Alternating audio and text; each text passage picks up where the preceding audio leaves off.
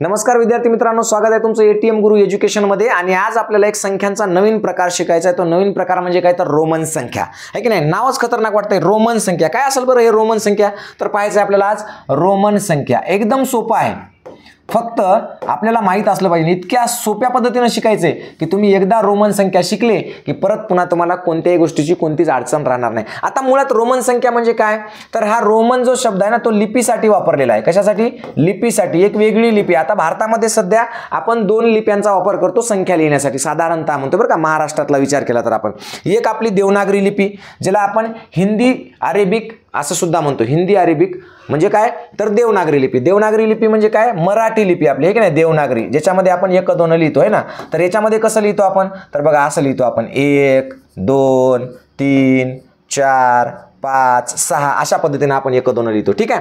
आता एक आंतरराष्ट्रीय संख्या पद्धती असते। आंतरराष्ट्रीय म्हणजे काय तर आंतरराष्ट्रीय म्हणजे इंग्रजीमधून आपण जे लिहितो त्याला म्हणतो आपण आंतरराष्ट्रीय। मग आंतरराष्ट्रीय संख्या हे कसं असतं तर 1 2 3 4 5 ही अशा पद्धतीने लिहितो। आता आपल्याला काय शिकायचंय? रोमन संख्या शिकायचंय, रोमन। मग आता रोमन संख्या कशा असतात बाबा है ना, हे आपल्याला आज शिकायचंय। आता मूळ मुद्दा असा आहे की आपण काय केलं 1 ते 10 म्हणजे 1 पासून आहे की नाही, हे 1 असेल 2 असेल 3 असं कुठपर्यंत तर हे 10 पर्यंत 100 पर्यंत 1000 पर्यंत असं आपण अनंत पर्यंत लिहू शकतो। किती लिहू शकतो? अनंत पर्यंत। आणि हे सगळं आपण तयार कशापासून करतो तर 1 ते 9 0 ते 9 अंकापासून। 0 1 2 3 4 5 6 7 8 आणि 9 या 10 अंकांपासून आपण कोणतीही संख्या तयार करू शकतो। किती अंक आहेत ते? 10 1 2 3 4 5 6 7 8 9 10 कोणतीही संख्या या 10 अंकांपासून आपण तयार करू शकतो, कोणतीही संख्या। ओके। आता आपल्याला रोमन संख्या जर शिकायच्या असतील तर रोमन संख्येमध्ये सुद्धा 1 2 3 4 5 6 7 8 9 असं असलं पाहिजे असं तुम्हाला वाटत असेल, पण असं नाही। रोमन संख्या ज्या आहेत त्या चिन्हांनी तयार होतात। कशाने तयार होतात? चिन्ह। ओके। आणि मग हे चिन्ह किती आहेत तर हे चिन्ह फक्त 7 आहेत। 7 चिन्हांपासून आपण काय करत असतो? रोमन संख्या तयार करत असतो। बघा इकडे काय केलं आपण, आंतरराष्ट्रीय असो का देवनागरी असो, आपण इकडे 0 ते 9 असे 10 अंक वापरलेत। या 10 अंकांपासून आपण वेगवेगळ्या संख्या तयार करतो। पण रोमन संख्येमध्ये मात्र संख्या किंवा अंक नाहीत तर ते चिन्ह आहेत, आणि त्या चिन्हांपासून आपल्याला काय तयार करायचं असते? संख्या तयार करायच्या असतात। मग ही भानगड काय? चला तुम्हाला थोडक्यात भानगड सांगतो मी ही कशी आहे ते। आता बघा रोमन संख्येमध्ये असलेली 7 चिन्ह आणि मग त्याच्यापासून आपण तयार करणार संख्या। बघा रोमन संख्या। ओके ठीक आहे। आता रोमन संख्येमध्ये मी सांगितलं तुम्हाला किती चिन्ह आहेत? फक्त 7 चिन्ह आहेत, 7। मग हे 7 चिन्ह कोणकोणते? एकदम सोपं आहे, काही अडचण नाही। पहिलं चिन्ह आहे असं बघा आय, आहे की नाही, आय। दुसरं चिन्ह आहे व्ही, दुसरं चिन्ह काय? V, I V. त्याच्यानंतर एक्स, तिसरं चिन्ह आहे, तिसरं चिन्ह काय आहे? X, I V x L. त्याच्यानंतर सी, त्याच्यानंतर डी आणि त्याच्यानंतर एम, असे 7 चिन्ह आहेत। बघा 1 2 3 4 5 6 7 आहे की नाही, 7 चिन्ह आहेत। या 7 चिन्हांपासून आपण काय करतो? संपूर्ण रोमन संख्या लिहितो। मग ही चिन्ह कशी? आय म्हणजे काय तर 1, व्ही म्हणजे काय तर 5, एक्स म्हणजे काय तर 10, मग एल म्हणजे काय तर 50, सी म्हणजे काय तर 100, डी म्हणजे काय तर 500 आणि एम म्हणजे काय तर 1000। ओके, एम म्हणजे काय? 1000। मग आता आपण 1 2 तयार करताना कसं करतो तयार तर आपण लिहितो 1 2 3 4 5 6 7 8 9 आणि 10 असं लिहितो। आता आपल्याला रोमन मधून 1 2 लिहायचे समजा, मग कसं लिहिणार? ठीक आहे, 1 आपण आय दिलेला आहे म्हणून आपण लिहिलेलं 1। मग आता 1 लिहिला आपण, ठीक आहे, ओके लिहिला आपण 1। मग आपण 10 पर्यंत कसं लिहिणार? बघा आपल्याला लिहायचं समजा 10 पर्यंत 1 2 3 4 5 6 7 8 9 आणि 10 लिहायचे आपल्याला। मग आता तुम्हाला मी काय सांगितलं इथं समजा सांगितलंय मी तुम्हाला की अशा पद्धतीने आपण काय करू शकतो? आयचं 1, व्हीचं 5, एक्सचं 10, एलचं 50, सीचं 100, डीचं 500, एमचं 1000। इथपर्यंत आपल्याला क्लिअर कट माहीत झालं, सगळ्या गोष्टी माहीत झाल्या। पण आता हे लिहायचं कसं 1 2? आता समजा 1 लिहायचं असेल तर आपल्याला दिलेलंच आहे बाबा, आयचं काय होतं 1 होते म्हणून आपण 1 ला आय लिहिला। ठीक आहे, ओके लिहिलं, काय अडचण नाही, लिहिलं आपण। पण आता मूळ मुद्दा असा आहे की 2 कसं लिहायचं? मग 2 तर दिलंच नाही। ठीक आहे, आपण 5 ला व्ही लिहिलं, हे सुद्धा लिहिलं व्ही। पण 6 कसं लिहायचं दिलंच नाही, 7 कसं लिहायचं दिलंच नाही, 8 नाही, 9 नाही, डायरेक्ट 10ला दिले x. मग आता आपण हे संख्या तयार कशा करायच्या, तर यालाच म्हणतात रोमन संख्या बनवणे, तयार करणे शिकणं. तर कसं शिकायचंय, तर साधी सिंपल गोष्ट आहे. ह्या IVX LCDM याच्यापैकी ज्या 3 अंक आहेत किंवा जे 3 चिन्ह आहेत पहा, त्याच्यामधलं हे I नावाचं I एक चिन्ह आहे, त्याच्यानंतर ठीक आहे x हे एक चिन्ह आहे आणि c एक चिन्ह आहे. हे 3 जे चिन्ह आहेत I x आणि c यांचा वापर एकाच वेळी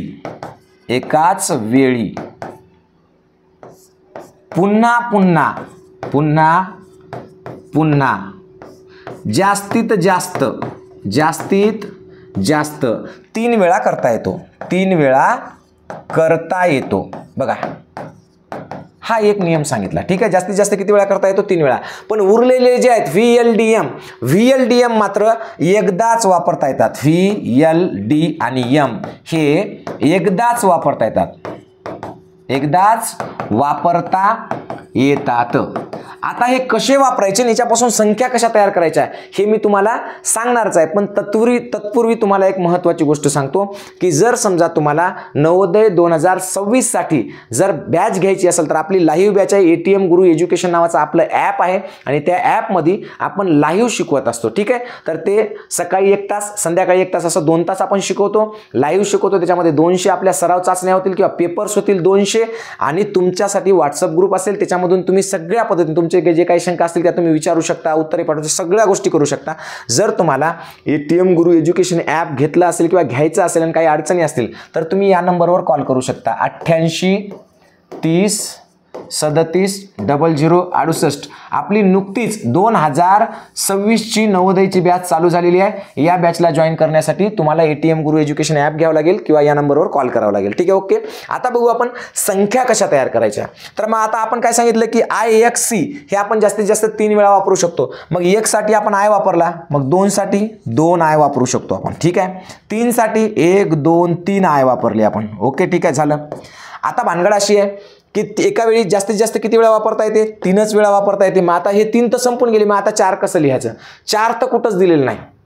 मग परत एक आयडिया दिली यांनी. काय सांगितलंय आपल्याला यांनी, बघा यांनी काय सांगितलं की समजा एखादी संख्या असेल, एखादं चिन्ह असेल, चिन्ह रोमन चिन्ह, कोणतं पण एखादं रोमन चिन्ह आहे, रोमन चिन्ह समजा हे रोमन चिन्ह आहे, पण कसं चिन्ह, मोठं रोमन चिन्ह, मोठं. या मोठ्या रोमन चिन्हाच्या डावीकडे जर लहान रोमन चिन्ह आलं, लहान रोमन चिन्ह जर आलं, चिन्ह, तर काय होते, याच्यातून या मोठ्या चिन्हातून हे काय होणार, वजा होणार, काय होणार, वजा. पण रोमन चिन्ह एखादं मोठं आहे आणि त्याच्या पुढे जर लहान रोमन संख्या किंवा लहान रोमन चिन्ह आलं, तर काय होणार, तर हे अधिक होणार, काय होणार, अधिक. म्हणजे कसं, जर समजा आता इथं असेल 5 लिहिलं आपण, 5. ठीक आहे, या 5च्या जर डावीकडे आपण लहान चिन्ह लिहिलं तर याचा अर्थ होणार 5 मधून 1 गेला. काय अर्थ होणार, 5 मधून 1 गेला. म्हणजे 5 मधून काय करायचं, आपण 5 मधून 1 काढून टाकायचा. मग याचा अर्थ काय होणार, किती राहिले, 4 राहिले.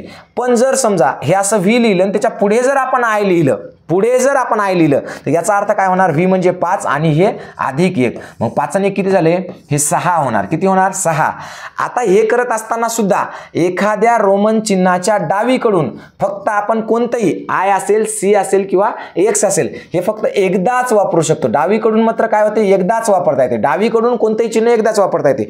उजवीकडून मात्र कोणत्याही चिन्हाच्या उजवीकडून मात्र 3 वेळा वापरता येते. किती वेळा वापरता येते, 3 वेळा. म्हणजे जसं व्हीच्या आधी I आपण एकदाच वापरलं, व्हीच्या नंतर I किती वेळा वापरू शकतो, 1 2 3 वेळा सुद्धा वापरू शकतो. पण डावीकडे मात्र एकाच वेळी. X असेल किंवा C असेल, ते दोन्ही पण चिन्ह एकाच वेळी डावीकडून एकाच वेळी वापरू शकतो, उजवीकडून मात्र 3 वेळा वापरू शकतो. आता या पद्धतीने आपल्याला मग तयार करावं लागतं. मग आता आपल्याला 5 तयार करायचे. मग आपण 5 कसे तयार करणार, पहिले V लिहिणार 5, 4 कसे आहेत 5 वजा 1 आहेत म्हणून वजा 1 म्हणलं की काय डावीकडून लिहायचं. मग हे झाले 4 आपले. आता 4 दिलेले नव्हते पण आपण 4 तयार केले. मग 1 2 3 4 आणि हे 5 आपलं तयार झालं. ठीक आहे ओके 5 तयार झालं. आता 6 तयार करायचे. मी काय सांगितलं 6 जर तयार करायचं असेल आणि आपल्याकडे ते 6चं चिन्ह नसेल तर त्याच्यासोबत आपण काय करू शकतो आय वापरू शकतो. किती वेळा वापरू शकतो 3 वेळा. 6 तयार करायचं असलं तर आपल्याला काय करायचं फक्त एकच वेळा वापरायचं. असं व्ही लिहिलं आणि त्याच्यानंतर हे लिहिले आय. किती झाले मग 6 झाले. 7 तयार करायचं असेल तर व्ही लिहायचं आणि 2 वेळा आय लिहायचं. किती तयार झाले मग हे 7 तयार झाले. 8 तयार करायचे असतील तर व्ही लिहायचं आणि 1 2 3 वेळा. आता परत 9 तयार करताना पुन्हा भानगड येणार आपल्याला. काय भानगड येणार की बाबा 9 तयार कसे करायचे. कारण 9 साठी तर काही दिलंय का काहीच नाही. पण 10 साठी काय दिलंय x. परत या नियमाकडे लक्ष द्यायचं आपण की जर समजा आपण असा x लिहिला आणि x च्या आधी 1 वजा 10 वजा 1 9 होतात म्हणून x च्या आधी जर i लिहिलं तर काय होणार याचं उत्तर 10 वजा 1 बरोबर 9 होणार. आणि मग आपण 9 कसं लिहिणार तर x आणि त्याच्यातून वजा गेला 1 अशा पद्धतीने लिहिलं 9. अशा पद्धतीने आपण 10 पर्यंतच्या संख्या तयार केल्या. बरोबर आहे. कशापासून रोमन चिन्हांपासून. तर फक्त रोमन चिन्हांपासून अशा 10 तयार केल्या. मग 20 कसं तयार करायचं, मग 30 कसं तयार करायचं, मग 35 कसं तयार करायचं, 34 कसं तयार करायचं. तर हे सगळं याच्यानुसार करू शकतो आपण जे तुम्हाला सांगितलं त्याच्या पद्धतीनं. बघा आता आपल्याला समजा जर आपल्याला 35 तयार करायचे असतील 35 किती तयार करायचे 35 तर एक गोष्ट लक्षात ठेवायची 35 ची पहिले फोड करावं लागणार आपल्याला. काय करायची फोड. 35 कसे असतात 30 अधिक 5 असतात. ओके 30 अधिक 5 असतात 35. रोमन संख्येमध्ये कोणतीही 2 अंकी संख्या तयार करताना तिची आधी फोडच करावं लागते. समजा तुम्हाला 12 जरी तयार करायचं असेल तर पहिल्यांदा तुम्हाला याची फोड करावं लागणार. कशी की 10 अधिक 2 12 होतात. जसं आता 30 अधिक 5 लिहिलं. आता 10 म्हणजे काय माहिती आहे तुम्हाला. आपण पाहिलं इथं 10 म्हणजे काय असते x चिन्ह असते. 10 म्हणजे काय असतं x हे चिन्ह असतं. ठीक आहे. मग आता 10 कसं लिहिणार आपण तर बघा हे असं आपण लिहिलं 10. काय लिहिलं 10 x लिहिला. प्लस 2 आहेत 10 अधिक 2 12 होतात म्हणून याच्यामध्ये प्लस 2 म्हणलं की उजवीकडे लिहितो आपण 2. आय म्हणजे 1 असते 2 वेळा वापरू शकतो. x अधिक 2 10 अधिक 2 मग काय झालं 12. कसे लिहिले मग आपण x आय आणि आय हे झालं 12. ओके ठीक आहे. मग 35 कसं लिहिणार तर x म्हणजे 10 माहितीच आहे आपल्याला. आता 10 साठी स्वतंत्र चिन्ह आहे का नाही. 10 साठी मग काय करावं लागणार आपल्याला 30 लिहायचे तर x किती वेळा वापरू शकतो आपण 3 वेळा. मग 30 साठी काय लिहावं लागेल आपल्याला x अधिक 5 साठी काय आहे v आहे. मग 30 आणि 5 35 मग 35 कसे होणार x आणि 5 साठी v. 5 साठी काय v. अशा पद्धतीने काय तयार झालं आपलं 35 ही संख्या तयार झाली. काय तयार झाली 35 संख्या तयार झाली 35. ओके. आता समजा तुम्ही म्हणले 59 लिहायचे सर. काय लिहायचं आपल्याला 59. कसं लिहिणार तुम्ही 59 तर पहा पहिले याची फोड करा. 59 ची जर आपण फोड केली तर काय होणार 50 प्लस 9 होणार. ओके ठीक आहे. मग 50 कसे लिहितो आपण तर 50 साठी l लिहितात. मग आपल्याकडे l आहे ऑलरेडी 50 साठी. अधिक 9 कसं लिहितो आपण तर 9 काही रोमन संख्येमध्ये नाही तर आपल्याला काय करावं लागतं 10 लिहावं लागतं. त्याच्यातून 1 काढायचा म्हणून डावीकडे i लिहायचा म्हणजेच i आणि x लिहायचा. म्हणजेच 50 कसे तयार होतील 59 कसे तयार होतील l i आणि x अशा पद्धतीने 59 तयार होतील. ओके. मग तुम्ही म्हणसाल सर आम्हाला समजा 122 तयार करायचे किंवा 127 तयार करायचे. काय तयार करायचे 127. मग तुम्ही कसं तयार करणार 127 तर 127 ची पहिले फोड करून घ्या. 127 मध्ये काय काय आहे 100 आहे प्लस 20 आहे आणि प्लस 7 आहे. ओके ठीक आहे एकदम सिंपल. आता 100 साठी काय आहे c आहे दिलेलंच आहे. मग 100 साठी c म्हणून आपण हा c घेतला. प्लस 20 साठी काय x 2 वेळा घ्यावा लागेल आपल्याला म्हणून हा x 2 वेळा घेतला. आणि 7 साठी काय तर 7 कसं लिहितो 7 ची जर फोड केली आपण तर 5 प्लस 2 मग 5 साठी काय असते v आणि 2 साठी हे 2 घ्यायचे आपण 1 2 वेळा आहे की नाही. मग प्लस काय घेतला आपण v आणि i. मग एकत्रितरित्या संख्या कशी तयार झाली c x v आणि i या सगळ्यांचं मिळून काय तयार झालं 127 तयार झालं. काय तयार झालंय 127. तर अशा सोप्या पद्धतीने आपण ह्या सगळ्या संख्या तयार करू शकतो. ठीक आहे. तुम्हाला जर हे शिकवलेलं कळालं असेल तरी आपण फार डिटेल्समध्ये गेलो नाही पूर्ण शिकवलं नाही कारण यूट्यूबसाठी हा व्हिडिओ तयार केला होता.